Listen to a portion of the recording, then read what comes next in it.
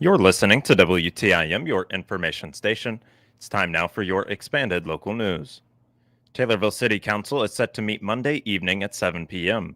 Mike Lavin will receive the oath of office for the Taylorville Police Department. The council will also potentially approve several agreements concerning the Business District Agreement. 123 East Main Cross Street and 100 through 102 North Main Street. The council will approve an ordinance for stop signs and slow children at play signs at Eastwood and Pine Tree Drive and Pine Tree Drive and Bristle Drive. The council will potentially approve a special events permit and liquor license permit for the Fox Radio Bike Night giveaway at Landmark of Taylorville on October 2nd. There are several motions under committee reports, including repair of the spillway transfer pump, work at Tasty Treat, the Taylorville Food Center project budget, Illinois Valley paving work on Franklin Street for sidewalks and curbs, demolition of 1133 East Elm Street, 902 East Thompson Street, and 809 East Lewis Street.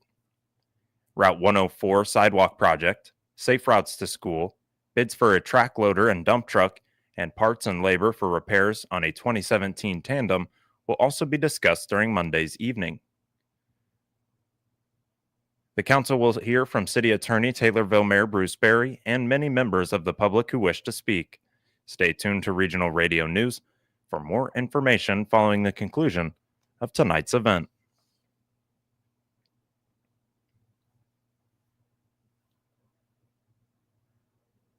Lake Shelbyville is a popular tourist attraction for those in central Illinois, and many come from all over to enjoy its fishing, boating, camping, and more.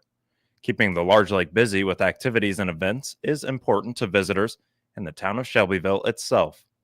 This Saturday, August 2nd, Lake Shelbyville again had the Tom Short 5K and Fun Run, with plans for the Dirtwork Mountain Bike Fest to run from September 19th through the 21st. Ashley Flory is with the U.S. Army Corps of Engineers, and she talks first about the Tom Short 5K and Fun Run that happened this last weekend. Flory expected the event to draw large crowds, as it has done many years in the past. Yeah, one that happens every year, and it's huge. I know a lot of people and a lot of folks in the surrounding areas really look forward to the Tom Short 5K and 1 mile fun run and walk, and that's tomorrow. So we couldn't have asked for better weather. Those runners and walkers are really going to enjoy that. So that's going to take place. I know I talked to Jerry here earlier in the week, and he said they had several already pre-registered, and they usually get another 100 or so on race day as well. So should be just a tremendous event. So that's going to be taking place tomorrow, and you can still sign up. I had some folks come in yesterday. They wanted to sign up, and you can still sign up until midnight tonight for that, and it's $25. And you can sign up at runsignup.com, or tomorrow you can do it on site as well. So it's a big event, and there's a lot of really good competition, a lot of good athletes and runners from surrounding areas, or even kids that, ran here and go off to college, and then they bring, their teammates back to run in it. So it's pretty competitive. It's pretty fun. And, there's going to be, 300 plus folks probably running, and then spectators on that. So the park tomorrow is a busy place in the morning. So if you're not going to be running or walking or being a spectator, you might just want to stay clear. September will bring mountain bike enthusiasts together for their Dirtwork Mountain Bike Fest. Flory gives a look at how that weekend should play out. Yeah, so of course the Tom Short's the big event in August, and then another big event that we have coming up in September is our Dirtwork Mountain Bike Fest. So Tom Short's for those, Tom Short 5K, and the Fun Run and Walk is for those that want to run and walk, and of course our Dirtworks Mountain Bike Fest is for those that want to bike or mountain bike. But there's it's been a great event. It's going to be held September 19th through the 21st. It's be held at Lone Point Campground. So, we let the folks have the entire campground to be able to camp. And then they've got a schedule of events taking place on Friday night from, night ride at Camp Campfield. And on Saturday, they got breakfast and group rides on the Daisy and lunch. And The list just goes on and on and on. And then, of course, bonfire and music. And then Sunday they have a paved group ride. So in case you're not into the mountain bike and the dirt trails, you want to come, be amongst those that have similar hobbies as you do. We do have the paved group ride as well on Sunday. Flory details the current lake level and its input and output that are always being monitored. Yeah, so right now, as of today, the lake level is 599.22. So we decreased 0.07 overnight. We're currently releasing 500 cubic feet of per second, and inflow coming in is 390. We do have a gate change later today at 9. I guess I say later today, I guess here shortly, we got a gate change. So gates 1 and 2 is going to be moved down to 0.1, and then that discharge that we should be releasing, which should be about 340 cubic feet per second. So going from 920 to 340 is the plan today. These numbers are important for numerous reasons. One of those is boater or water sports safety along the Kaskaskia River. Another involves those that live along said river, especially downstream, making control of the dam top priority. I mean, of course, this time of the year, we usually stand pretty consistent, early in the spring, when we have the significant rainfalls, the spring rains coming in, that lake level can fluctuate, the discharge can fluctuate, but all that is monitored, so, some people may say, I have no idea what you're talking about with what you mean by what's coming out and what's coming in. But, a lot of people look at that, for that have property downstream, or even if they want to navigate the river, how much are we releasing? Is the release flow enough to keep pushing the water, keep the water moving? Am I able to kayak? Am I able to fish and do all those things? And it's a safety measure. If you're letting out a ton of water, it's not going to be safe for you to be out there. That current's going to be, way too strong and swift for you to be out there. So, that's why people that live around here, or they use the river and know the lake really well, they want to know what inflows coming in and what outflows coming out, and what sluice gates or Tainer gates do you have open and things like that. Find out more about Lake Shelbyville at lakeshelbyville.com. Learn more about the U.S. Army Corps of Engineers by visiting them at their Facebook page. Ashley Flory appeared as a guest on the WTIM Shelbyville Morning Show. This will conclude the first portion of your expanded local news, and it's brought to you by Taylorville Community Credit Union. Hi, this is Will Perkins with Taylorville Community Credit Union. When you become a member of TCCU, you become an owner and have access to our great loan rates, earn great dividends on our deposit accounts, have access to our full range of financial products, and will receive personal attention from people you know. Membership is open to anyone who lives or works in Christian, Montgomery, and Shelby County. We are conveniently located in Taylorville, Hillsboro, Litchfield, and Pana. You can also visit us online at www.tccu.org. Come join us. You'll wonder why you waited. Member NCUA. The City of Pana, in partnership with Benton Engineering, will be conducting smoke testing on the city's sanitary sewer mains between August 4th and August 15th. The work will take place daily between the hours of 7 a.m. and 6 p.m. The testing aims to detect damage, improper connections, and sources of unwanted water entering the city's sewer system. During this period, residents may notice smoke coming from rooftop vents, building foundations, catch basins, cleanouts, downspouts, sewer laterals, or manhole covers. City officials emphasize that the smoke is non-toxic and safe for humans, pets, food, and materials. According to the city, smoke will not enter homes or businesses that are properly plumbed, vented, and have water in their traps. However, residents are encouraged to take preventative steps, especially if they have bathroom or plumbing fixtures that are rarely used.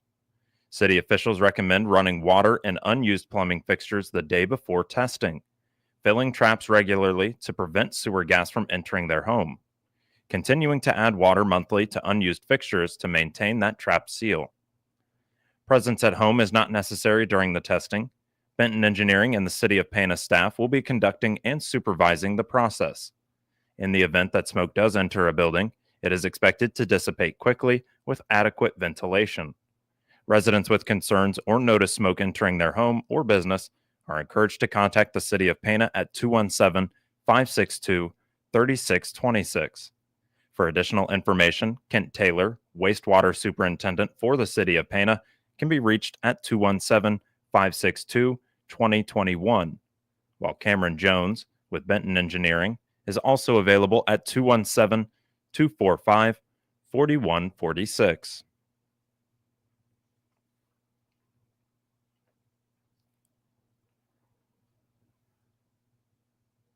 Lincoln Land Community College is under new leadership in Taylorville, but have used their off time to expand their course offerings and implement new technology.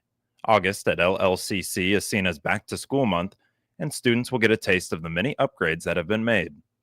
Tisha Miller, enrollment coordinator with Lincoln Land Community College, talks first about the fall semester that's just weeks away now. Miller shares that the bulk of the administration's focus right now is with starting the school year off on the right foot. Is that August is back to school month, and that's where our focus is right now. We are enrolling for the fall semester.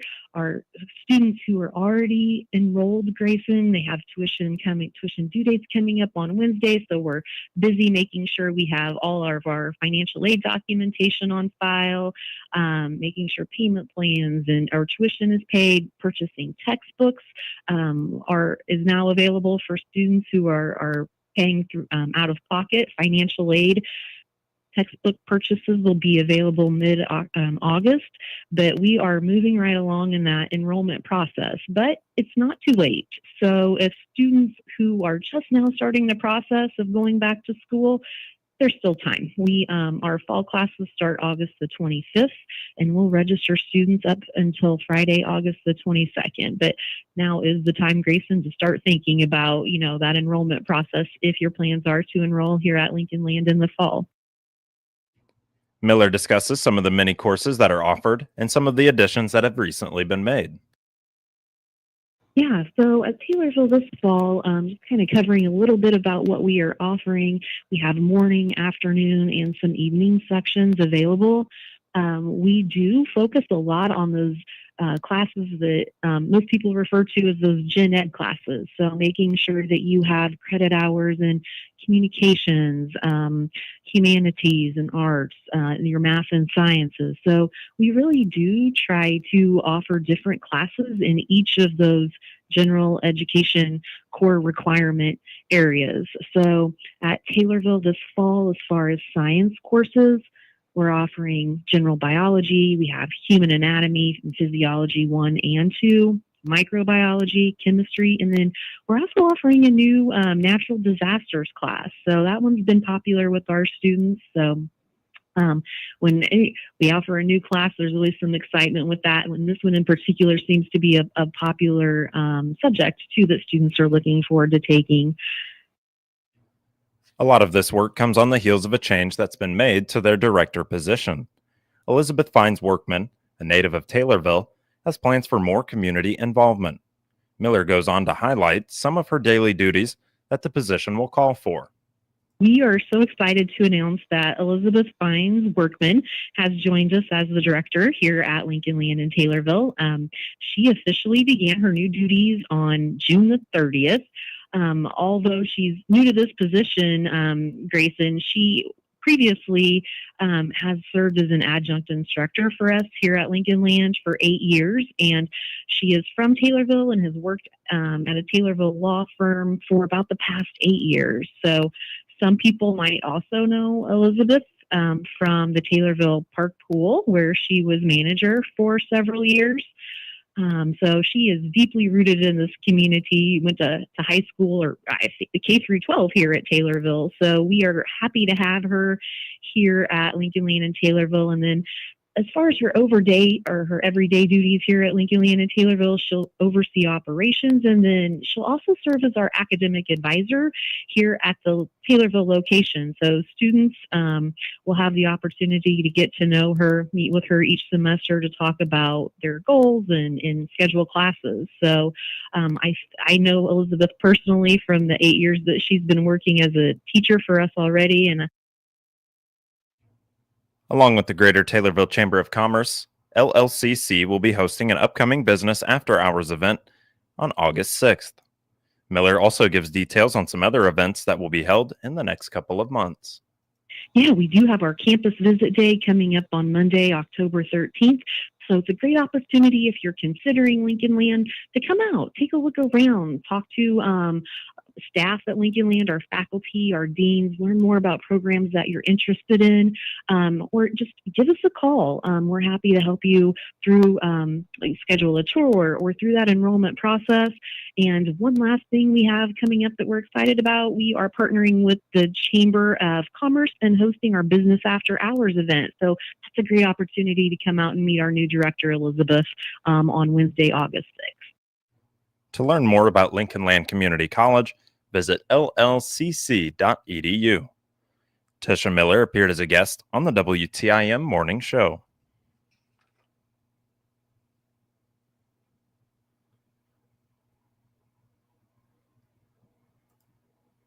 What type of disease and insect pressures are farmers facing as we enter August?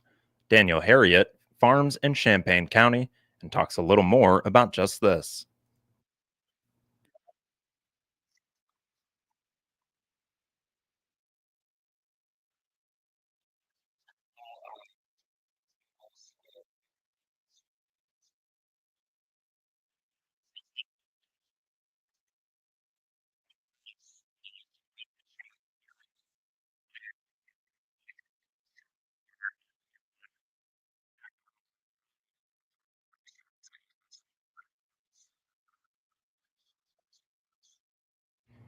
Areas of Champaign County are experiencing moderate or severe drought.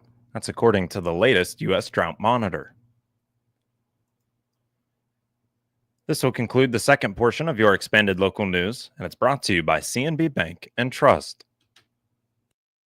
Looking for more from your checking account? With CNB's Premium and Gateway Checking, get buzzing benefits packed with perks that pay. Protect your phone with cell phone coverage. Save big on prescriptions, eye care, and hearing services with health savings. And shield your identity with ID Theft Aid. Plus 24/7 roadside assistance and access over 400,000 discounts from local shops to national brands. Switch to CNB Premium or Gateway Checking today. Download the Bazing app and start saving. Visit cnbil.com or stop by your local CNB branch. Member FDIC, Equal Housing Lender. Moving now to obituaries, which can be found at TaylorvilleDailyNews.com and are brought to you by Sutton Memorial Home.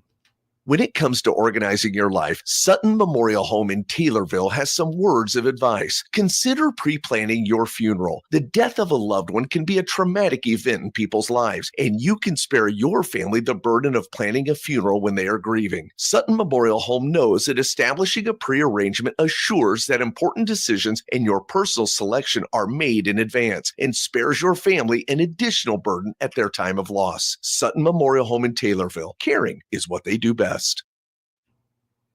88-year-old Marlon Durbin of Kincaid, formerly of Palmer and Morrisonville, died on July 29th. Graveside service will be August 9th at 11 a.m. at Thomas Anderson Cemetery north of Palmer. Funeral arrangements are being handled by Masterson Funeral Home in Kincaid.